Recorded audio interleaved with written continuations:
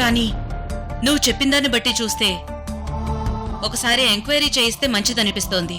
ఇప్పుడు అమ్మమ్మ ఎంక్వైరీ చేయిస్తే వాళ్ళు నిజంగానే నీ తల్లిదండ్రులని తెలుస్తుంది. అప్పుడు ఖచ్చితంగా అమ్మమ్మ వాళ్ళని ఇక్కడికి రప్పిస్తుంది.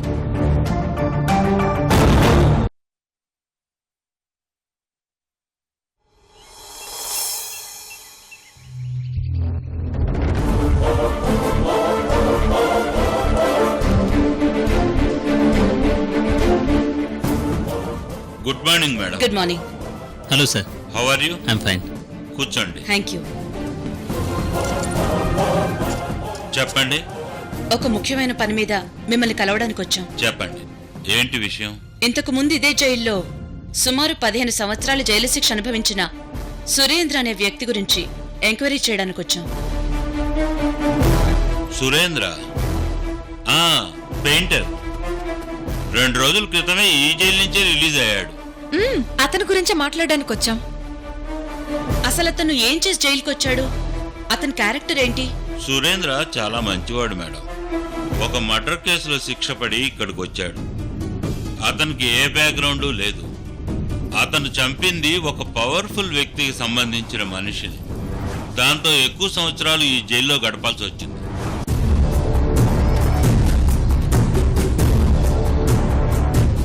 అసలు ఎవరిని చంపాడు? ఎందుకు చంపాడు? అతనికి ఒకే ఒక కూతురు. ఆ కూతుర్ని ఎవరో పిల్లలు ఎత్తుకునే వాళ్ళు కిడ్నాప్ చేస్తుంటే అది చూసి వాళ్ళని వెంబడించాడు.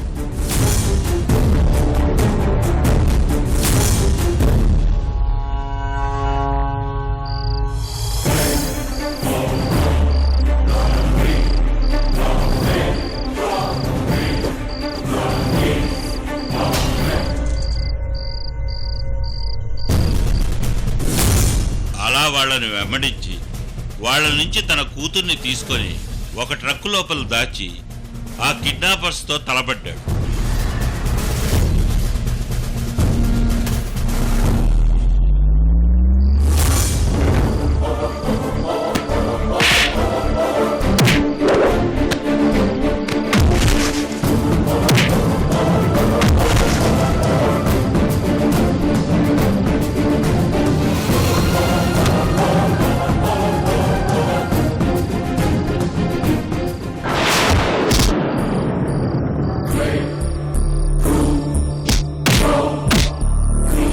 వాళ్లతో అలా తలబడి పొరపాటున ఒక వ్యక్తిని చంపేశాడు.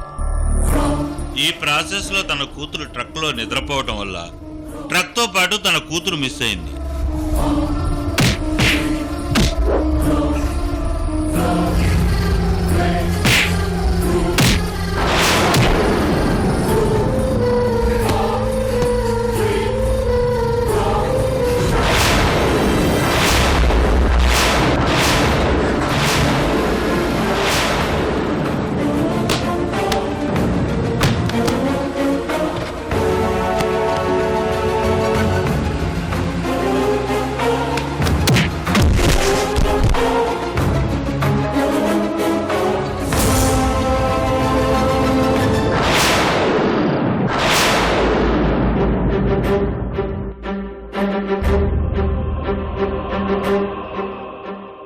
తర్వాత పోలీసులు అరెస్ట్ చేశారు.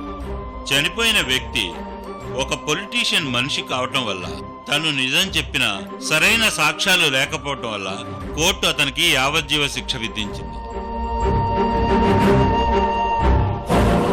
మనిషి మాత్రం చాలా మంచివాడు మేడం.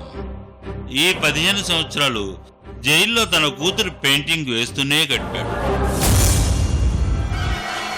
జైలు రికార్డ్స్ లో అతని మీద ఒక్క రిమార్కు కూడా లేదు. అవును మేడం, అతని గురించి ఎందుకు ఎంక్వైరీ చేస్తున్నారు? ఏం లేదు, అప్పుడు తప్పిపోయిన ఆయన కూతురు ఇప్పుడు మా ఇంట్లో ఉంది. తన కూతురు నా దగ్గర ఉందని తెలుసుకుని నా కూతురు నాకివ్వండి అని వచ్చాడు. అందులోనూ జైలు నుంచి వచ్చాను అన్నాడు. ఎందుకైనా మంచిది మిమ్మల్ని ఒకసారి కలిసి విషయం ఏంటో తెలుసుకుందామని వచ్చాను. అతను అనుభవించిన 15 సంవత్సరాలు ఆ దేవుడు కరుణించి ఇప్పుడు తన కూతుర్ని చూసుకోమన్నాడు. మీరు అతని మీద ఎలాంటి డౌట్స్ పెట్టుకోవాల్సిన అవసరం లేదు. అతని కూతుర్ని అతనికే అప్పచెప్పండి. మీరే అతను మంచోడు అన్న తర్వాత అంతకంటే ఏముంది? తప్పకుండా తన కూతుర్ని తనకు అప్పగిస్తాను.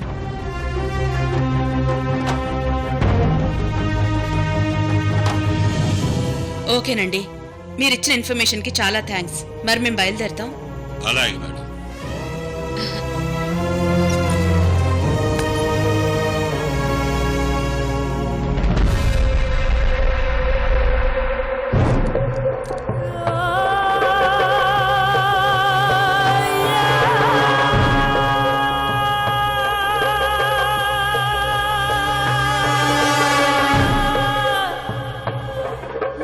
జైలర్ గారితో మాట్లాడి మన కూతుర్ని మనకిస్తారంటారా? అసలు మా అమ్మాయిని మాకు ఇవ్వండి అన్నప్పుడు మనల్ని బయటికి గెంటేసిన ఆవిడ ఇప్పుడు మనల్ని ఇక్కడికి రప్పించిందంటే మన కూతుర్నిచ్చే ఉద్దేశం ఉందేమో.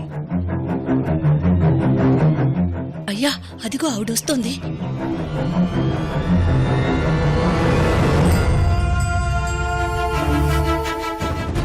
సారీ సురేంద్ర, సారీ సుధా, మీ ఇద్దరిని చాలా అపార్థం చేసుకున్నాను. జైలు సూపరింటెండెంట్ గారి మాటలు విన్నాక మిమ్మల్ని పూర్తిగా అర్థం చేసుకున్నాను.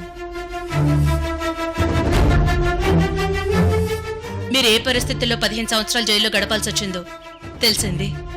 మీరెలాంటి వ్యక్తితో కూడా నాకు పూర్తిగా అర్థమైంది. మీ గురించి మీ ఊరు ఆంజనేయపురంలో కూడా ఎంక్వైరీ చేశాం. అక్కడ కూడా మీ గురించి పాజిటివ్గా చెప్పారు. ఇప్పుడు ఇప్పుడు మా అమ్మాయిని తీసుకెళ్ళొచ్చా? ఇప్పుడు మంచి టైము కాదు, మంచి రోజు కాదు. రేపు చాలా మంచి రోజు. రేపు ఉదయమే వచ్చి మీ అమ్మాయిని మీరు తీసుకెళ్లొచ్చు. మా అమ్మాయిని చూడాలంటే ఇంకొక రోజు ఆగాలా? మీ అమ్మాయి కోసం 15 సంవత్సరాలు ఆగారు, ఇంకొక్కరోజు ఆగలేరా? అది కాదండి. సరేనమ్మా, మీ ఇష్టం. వస్తామమ్మా. నమస్కారం అండి. రండి. గ్రానీ, ఏంటి సంధ్య? మా ఫ్రెండ్ కొడుకు బర్త్డే ఫంక్షన్ ఉంది, నేను అక్కడికి వెళ్ళాలి. నేను మావి కారులో వెళ్తాను, మావి గారిని మీ కారులో తీసుకెళ్ళండి. అలాగే.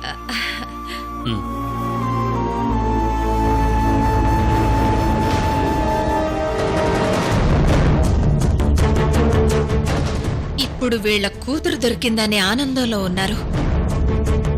వీళ్లకొక భయంకరమైన నిజం చెప్పాలి.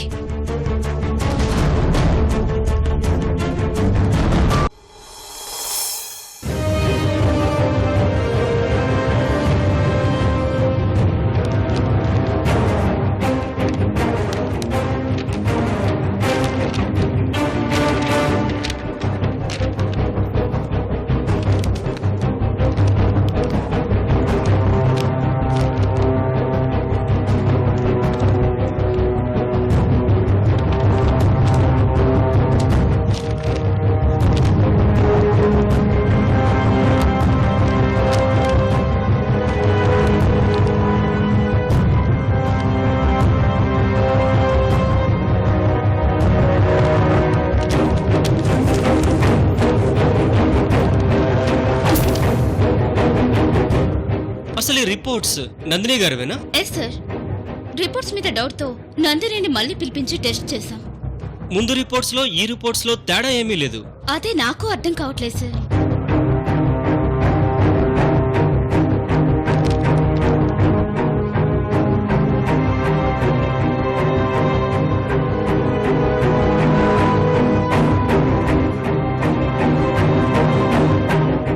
ఏమండి, మిమ్మల్ని ఒక్క నిమిషం వస్తున్నాను.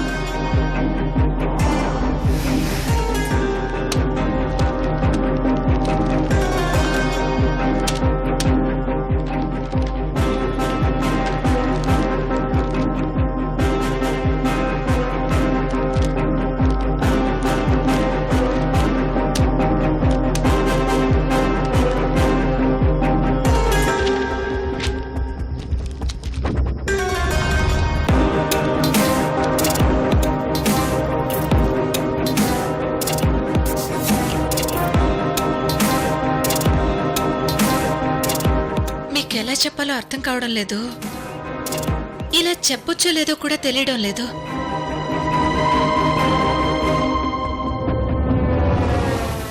ఏంటమ్మా అది? నేను చెప్పేది వినే ముందు మీరు చాలా గుండె నిబ్బరం చేసుకోవాలి. మనిషి అన్నాక ఎప్పుడో ఒకప్పుడు పోవలసిందే. కొందరు ముందుగా పోతారు, కొందరు లేటుగా పోతారు. ఎవరి గురించమ్మా నువ్వు చెప్పేది? ఇంకెవరు? మీ అమ్మాయి గురించే.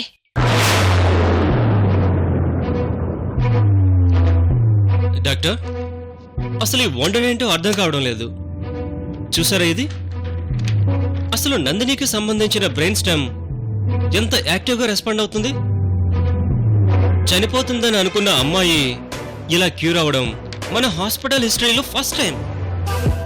ఏంటమ్మా నువ్వు చెప్పేది? మా అమ్మాయికి ఏమైంది? చెప్పమ్మా, మా నందినికేమైంది? చెప్పమ్మా. చెప్పమ్మా. మీ అమ్మాయి నందిని తొందరలో చనిపోబోతుంది.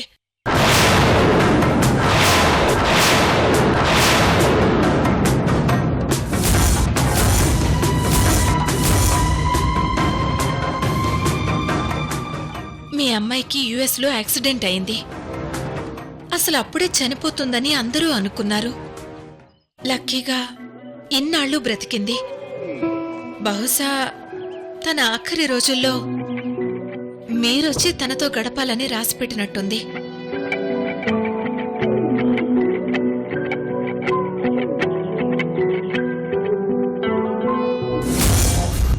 ఎవరిదో ఆయుష్ తాను పోసుకున్నట్టు చాలా విచిత్రంగా ఈ అమ్మాయి క్యూర్ అయింది.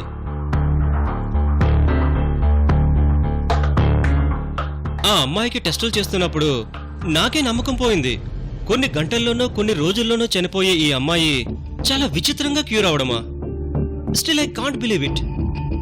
ఎవరో తన ప్రాణాలు ఈ అమ్మాయికి దానం చేసినట్టు నార్మల్ అయింది.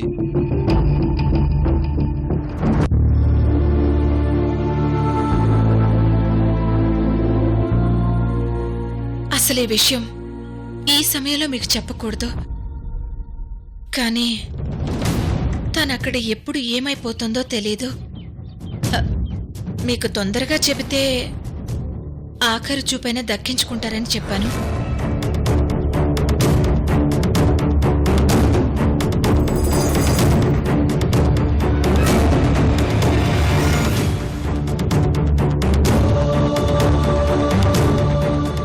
అమ్మా, ఎన్ని సంవత్సరాల తర్వాత మా అమ్మాయి మాకు దొరుకుతుందనే శుభవార్త మీ నోటితోనే విన్నాం. ఇప్పుడు మా బిడ్డ మాకు దూరం అవుతుందనే వార్త కూడా మీ నోటితోనే విన్నాం. ఆ దేవుడు ఇంకా మాకు ఈ అగ్ని పరీక్షలు ఎందుకు పెడుతున్నాడో నాకు అర్థం కావటం లేదు. సక్సెస్. ఒక అమ్మాయి తిరిగి ప్రాణాలు పోసుకోవడం అనేది మన హాస్పిటల్కి, మన ప్రొఫెషన్కి చాలా గౌరవం. ఈ విషయం వెంటనే మనం స్వామీజీకి చెప్పాలి. అలాగే డాక్టర్.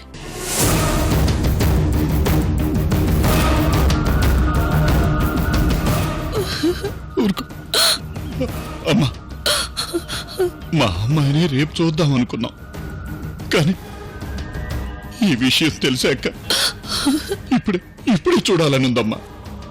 మా అమ్మాయిని ఇప్పుడే చూస్తావమ్మా, వెంటనే చూస్తావమ్మా, ప్లీజ్.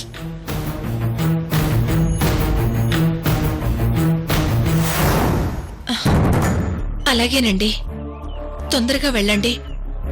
మీరు వెళ్లే టైంకి మీ అమ్మాయి ఉంటుందో లేదో.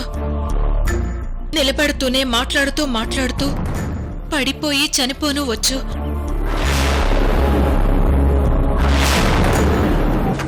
ఇప్పుడు మీరు లేట్ చేశారనుకో, కరిగిపోయిన కొవ్వొత్తు, చేజారిపోయిన అవకాశం, గడిచిపోయిన కాలం తిరిగి రానట్టే. మీ అమ్మాయి కూడా తిరిగి రాదు.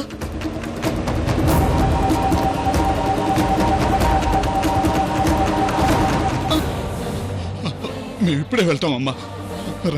ఇదిగోండి, ఈ విషయం నేను చెప్పానని ఎవరికీ చెప్పొద్దు. అలాగేనమ్మా, పదండి.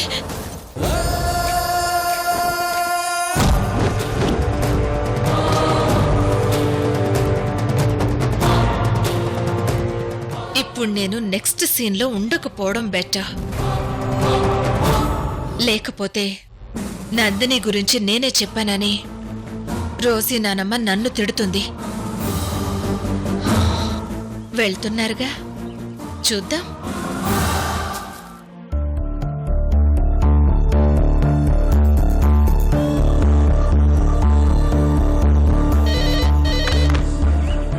హలో, ఎవరండి? హలో, నేను డాక్టర్ భార్గవిని మాట్లాడుతున్నాను. చెప్పండి డాక్టర్ గారు. స్వామీజీ గారితో మాట్లాడాలి. ఒక్క నిమిషం, స్వామీజీ ఎక్కడున్నారో చూస్తాను.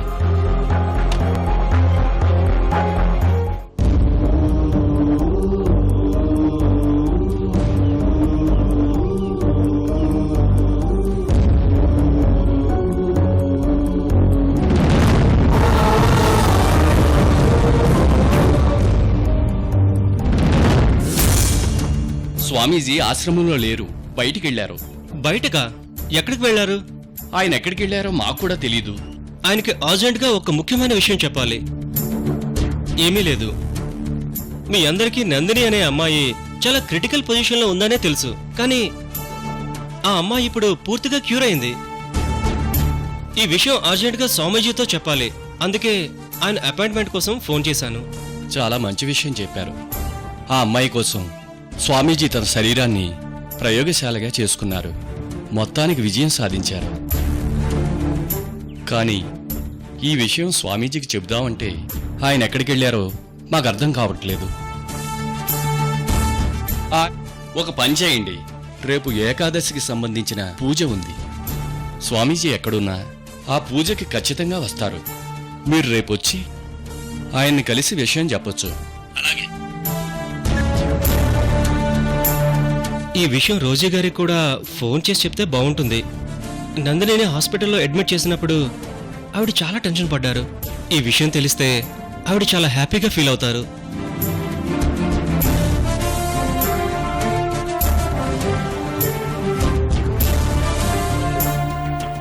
మీరు కాల్ చేస్తున్న సబ్స్క్రైబర్ కవరేజ్ ఏరియాలో లేరు లేదా ప్రస్తుతం స్పందించటలేదు. దయచేసి కాసేపు ఆగి ప్రయత్నించండి.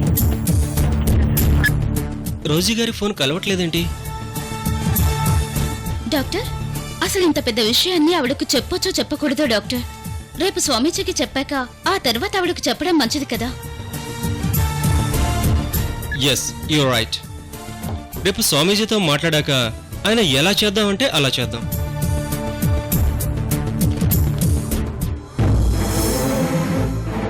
నందిని, నందిని, నందిని, నందిని పైనున్నట్టుంది.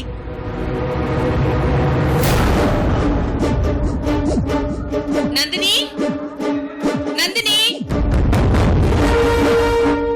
నందిని.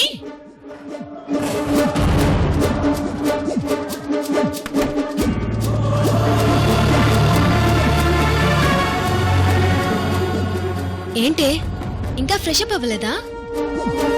ముందు వెళ్ళు, వెళ్ళు. నందిని, నందిని.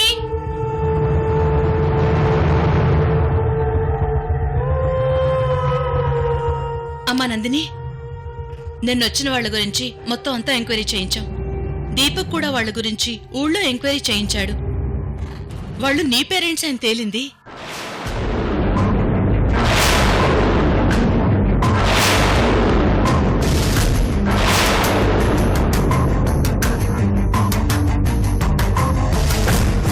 అవునందని, వాళ్ళు చిన్నప్పుడే నిన్ను మిస్ చేసుకున్నారని తెలిసింది.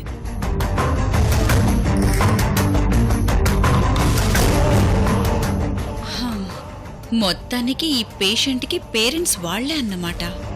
అంటే తొందరలోనే ఈ దరిద్రం ఇక్కడి నుంచి వెళ్ళిపోతుందన్నమాట.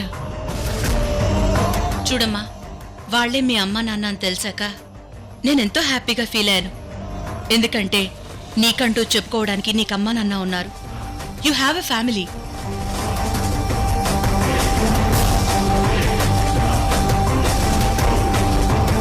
నందిని, ఎవరైనా అనాథగా బ్రతకాలన్నా అలా పిలిపించుకోవాలన్నా ఆ బాధ ఎలా ఉంటుందో నేను లక్ష్మి ఎన్నో సంవత్సరాలు అనుభవించాం. మా దగ్గర లక్షలు కోట్లు ఉండొచ్చు, కానీ ఒక్కప్పుడు మమ్మల్ని వీళ్ళ అనాథలు అనే మాట ఇప్పటికీ బాధ పెడుతూనే ఉంటుంది.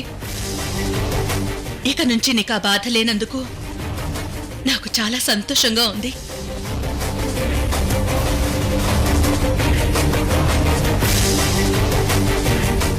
బిడ్డలు దూరం అయితే ఆ బాధ ఎలా ఉంటుందో రోజీ దూరం అయినప్పుడు మేము అనుభవించాం. మీ అమ్మా నాన్నలు కూడా నువ్వు దూరం అయినప్పుడు అంతే బాధని అనుభవించుంటారు.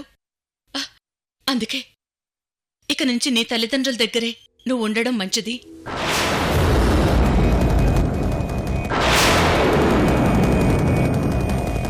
రేపు మంచి రోజు కాబట్టి మీ అమ్మా నాన్నల్ని ఇక్కడికి రమ్మని చెప్పాను.